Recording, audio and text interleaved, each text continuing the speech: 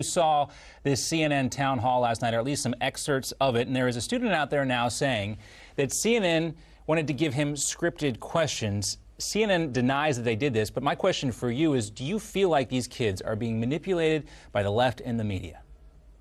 Somewhat. I think you got to be careful, John, that there's a lot of emotion in play here and that there are allegations all over the place. So we got to be very careful about what we believe and report as fact. But there's no question in my mind that the left in particular, to get that policy done. So if you want to call it exploitation, I wouldn't argue with it. The kids that went from Broward County, Florida to Tallahassee, a long ride. A Democratic state senator in Florida reportedly paid for their trip. Mm-hmm. So there's a movement underway, and that movement is to contain weapons in this country, and kids are in the forefront right now. Now, I have another question for you, too. I know you were a teacher in the state of Florida. The sheriff of Broward County has said that he has his deputies now patrolling the halls of Broward County schools with rifles. Are guns in school the answer? Well, I mean, I think there is a protective part of this that is stunning that it hasn't been implemented. Why, John, in every public school in this country, are there not armed guards on campus? Why? You just pay them the way you pay teachers and coaches. And unfortunately, we need that. So each school should have, based on population, 2, 3, 4 armed guards working. Yeah. So I don't have any problem with armed security. I think the kids would feel safer with that.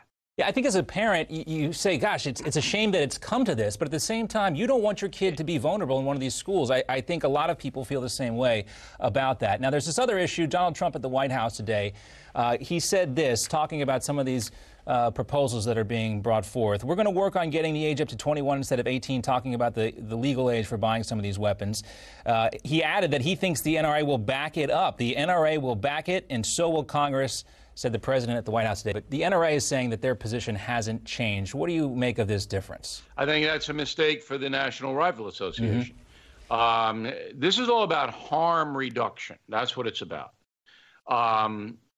If you can make certain compromises that will make it more difficult for crazy people to harm children and anybody else, you got to make those compromises. So in this country, the age to buy a firearm should be 21. You can't make a comparison to anything else, to the military service. It's not even in the same ballgame. You're not there's comparing no equivalency protective here. Thing, right, to a weapon.